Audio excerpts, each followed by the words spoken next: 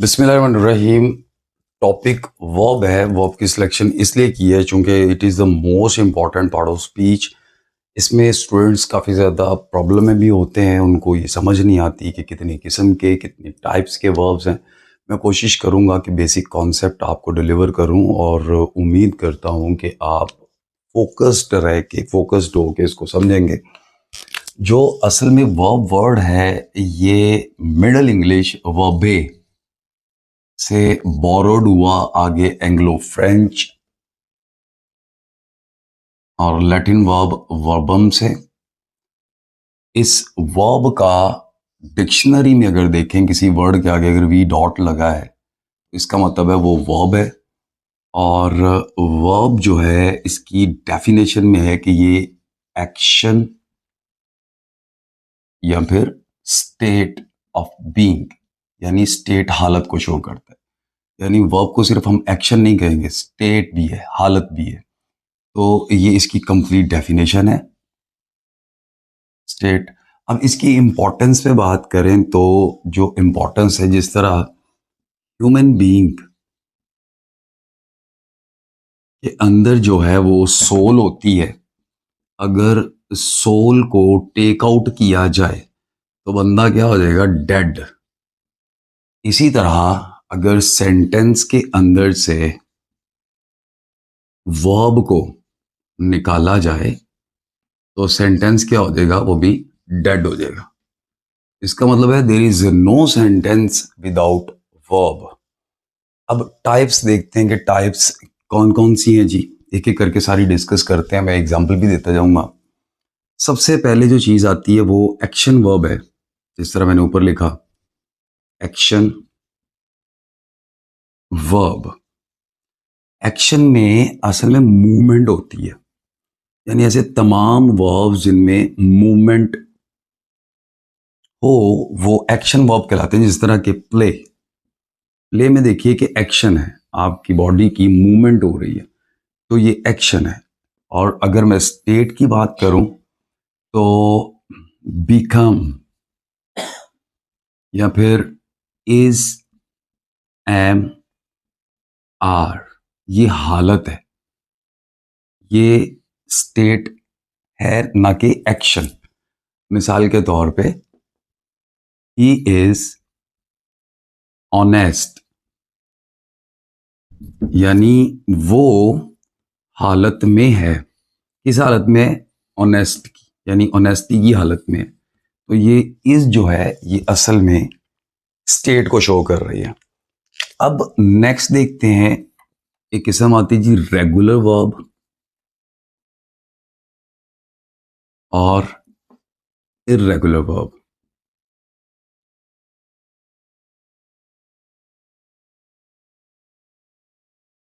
Regular verb में simple ऐसे तमाम वर्ब जिनकी सेकंड और थर्ड फॉर्म ईडी लगाने से बन जाए तो वो सारे कैटेगरी में आते हैं रेगुलर। और इंग्लिश के अंदर रेगुलर की जो कैटेगरी है इसमें 90+% जो वर्ब्स हैं वो फॉल करते हैं रेगुलर में, यानी ईडी लगाएंगे तो बन जाएंगे।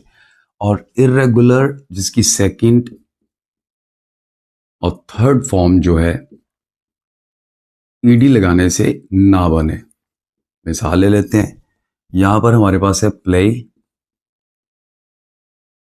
प्लेड और प्लेट। और यहां पर मिसाल हम ले लेते हैं गो, वेंट और गॉन। तो देखिए वेंट भी ईडी से नहीं बना, गॉन भी ईडी से नहीं बना, यहां पर दोनों ईडी से बने, ये रेगुलर और इर्रेगुलर। अब बात करते हैं हम ट्रांजिटिव की। ट्रांजिटिव वर्ब और उसके ऑपोजिट है इंट्रांजिटिव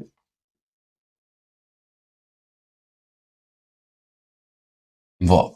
सिंपल सी बात है कि अगर ऐसे वर्ब जिनके बाद ऑब्जेक्ट होता है, लुक ये वर्ब है, इसके बाद ऑब्जेक्ट मौजूद है, तो इस वर्ब को हम कहेंगे ट्रांजिटिव वर्ब। और ऐसे वर्ब जिनके बाद ऑब्जेक्ट जो है वो एब्सेंट होता है, मौजूद नहीं होता या जरूरत ही नहीं होती, इन वर्ब्स को हम कहेंगे इंट्रांजिटिव। मिसाल के तौर पे मैं कहता हूं ही ईट्स एप्पल।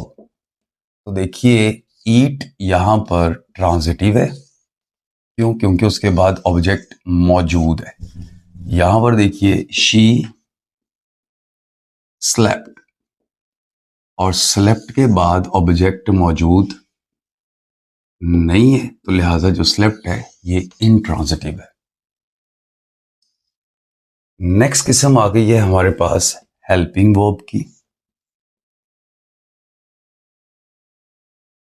और लिंकिंग वर्ब की। ये दो बहुत ही कंफ्यूजिंग कॉन्सेप्ट है, लेकिन इसको समझने की कोशिश करते हैं बेहतर अंदाज से। हेल्पिंग वर्ब ऐसे तमाम वर्ब जो मेन वर्ब की किसी और वर्ब की हेल्प कर रहे होते हैं। मिसाल के तौर पे ये देखिए ही इज ईटिंग एप्पल। यहां पर मेन वर्ब ईटिंग है, और जो इज है वो यहां पर हेल्पिंग वर्ब है। किसकी हेल्प कर रहा है? वर्ब ईटिंग की। तो ये यहां पर हेल्पिंग है। या फिर ही विल गो देयर। यहां पर देखिए मेन वर्ब गो है, लेकिन यहां पर विल जो है मॉडल वर्ब है। तो मॉडल वर्ब भी हेल्पिंग वर्ब की कैटेगरी में आते हैं, क्योंकि विल विल जो है ये गो को मॉडिफाई कर रहा है। तो देखिए हेल्पिंग वर्ब तब है जब किसी और वर्ब की हेल्प कर रहा है। लेकिन यही सेंटेंस अगर मैं इधर शिफ्ट करूं कि ही इज ऑनेस्ट, तो अब आप इसको हेल्पिंग वर्ब नहीं कह सकते। It is not helping verb. हालांकि यहां पर इज हेल्पिंग था, और यहां पर इज हेल्पिंग नहीं है। क्यों हेल्पिंग नहीं है? इसलिए क्योंकि और कोई वर्ब की हेल्प वो कर ही नहीं रहा। और जो सबसे इजी वे है इसको लिंकिंग वर्ब को करने का, वो ये है कि ये ऐसे वर्ब होते हैं जो सब्जेक्ट का ताल्लुक बनाते हैं, लिंक करते हैं। लिंकिंग है ना जी, लिंक करते हैं कॉम्प्लीमेंट के साथ, सेंटेंस कॉम्प्लीमेंट के साथ। मिसाल के तौर पे ही, या आप कर लीजिए द बस इज लेट। तो लेट यहां पर देखिए सेंटेंस कॉम्प्लीमेंट है। जो इज है वो बस को और लेट को जोड़ के कंप्लीट मीनिंग दे रहा है। और गौर कीजिए तो हैरत होती है कि विदाउट वर्ब हम कहते सेंटेंस नहीं होता, लेकिन विद वर्ब भी सेंटेंस नहीं है। सिंपल अगर मैं ये लिखूं कि द बस इज, तो क्या ये मीनिंगफुल सेंटेंस है? बिल्कुल नहीं। द बस इज क्या? The bus is what the bus is. सही।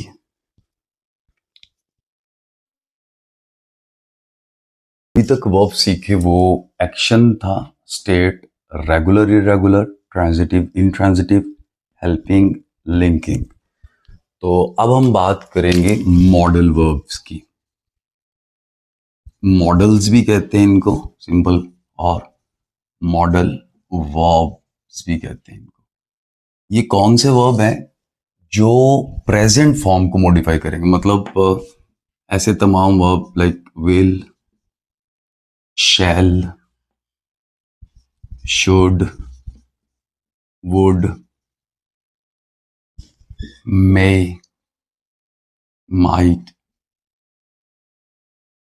Can, would, must, ought to. तो ये सारे के सारे क्या है? मॉडल वर्ब है। ये मॉडल वर्ब के बाद हमेशा इंग्लिश में वर्ब की फर्स्ट फॉर्म लगती है विदाउट एस और ई एस। याद रखिएगा कि इनके बाद, मॉडल वर्ब के बाद हमेशा इंग्लिश में वर्ब की फर्स्ट फॉर्म लगेगी विदाउट एस और ई एस। क्योंकि मॉडल वर्ब जो है ये क्या कर रहे होते हैं? प्रेजेंट को, प्रेजेंट फॉर्म आपको पता है कि फर्स्ट फॉर्म है, प्रेजेंट फॉर्म को मॉडिफाई करते हैं, मॉडिफाई कर देंगे, और मॉडिफाई करके उसको कंडीशन बना देंगे, प्रोबेबिलिटी बना देंगे, सर्टेनिटी, अनसर्टेन, परमिशन, इस तरह करके उसको चेंज कर देंगे। फिर एक और किस्म है वर्ब की जो कि है कॉजेटिव्स। इनको कॉजेटिव्स भी कहते हैं और कॉजेटिव वर्ब वर्ब भी कहते हैं। ये इंग्लिश में 5 हैं, like let, have, help, get और मेक। ये 5 कॉजेटिव है। ये जनरल वर्ब भी हैं, कॉजेटिव भी हैं, लेकिन हमें कैसे पता चलेगा कि ये कॉजेटिव है कि जनरल वर्ब्स हैं, नॉर्मल वर्ब है? तो याद रखिएगा, ये स्ट्रक्चर एक आपको समझा रहा हूँ। इस स्ट्रक्चर को जब भी आप इसकी ट्रांसलेशन इसको लिखने की कोशिश करेंगे तो उसमें आपको एक पॉजिटिव ऐड करने पड़ेंगे। मतलब कैसे? जब एक सब्जेक्ट जो है दूसरे सब्जेक्ट से कहता है कि तू ये काम जो है ना, आगे जो वाला काम जो है ना, वर्ब जो है वो तू इस ऑब्जेक्ट पे कर, यानी 2 सब्जेक्ट हैं यहाँ पर। तो ये जो पहला सब्जेक्ट है ये काम खुद नहीं करता, दिस इज नॉट डूअर। असल में डूअर सेकंड वर्ब है, सब्जेक्ट है, सॉरी। मतलब पहला सब्जेक्ट इससे ये कहेगा कि तू कर। मिसाल के तौर पे एक उर्दू में मैं फिक्रा लिखता हूँ, फिर मैं इंग्लिश में भी लिख देता हूँ। मैंने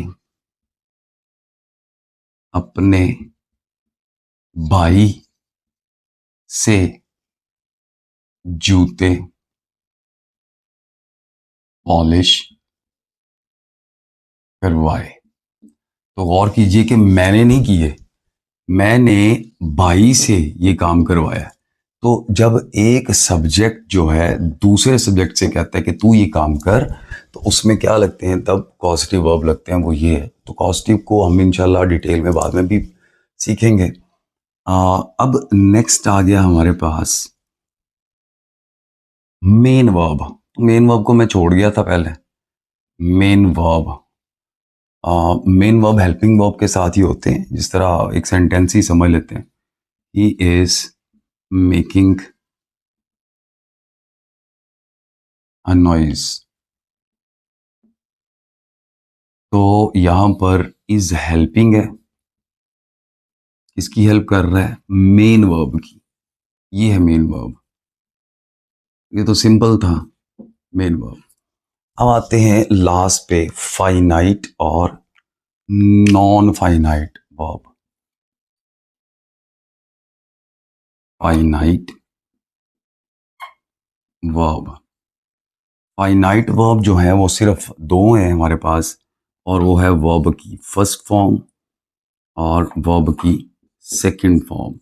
ये फाइनाइट क्यों है? इसलिए है क्योंकि किसी और शक्ल में ये नहीं आते। ये सिर्फ और सिर्फ एज अ वर्ब के तौर पे यूज होंगे। ना तो एडजेक्टिव बन सकते हैं, ना नाउन बन सकते हैं। लेकिन जो नॉन फाइनाइट वर्ब है,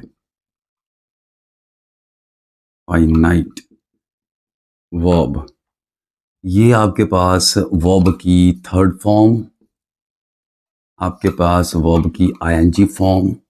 तो ये जो होती है ये सिर्फ वर्ब नहीं होती, बल्कि ये एडजेक्टिव भी होती है, आपको पहले भी बता चुका हूँ, और ये वर्ब भी होती है।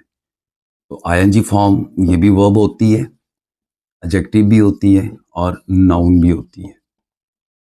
लेकिन ये जो वर्ब की फर्स्ट फॉर्म है ये सिर्फ और सिर्फ वर्ब होगी, और ये भी सिर्फ और सिर्फ वर्ब होगी। तो ये एक चंद वर्ब की बेसिक कॉन्सेप्ट थे। तो उम्मीद करता हूँ कि ये बेसिक जो एक थॉट है, एक अंडरस्टैंडिंग है, एक कॉन्सेप्ट है, वो आपको समझ आया। और उम्मीद करता हूँ आप इसके ऊपर प्रैक्टिस भी करेंगे इंशाल्लाह। मिलते हैं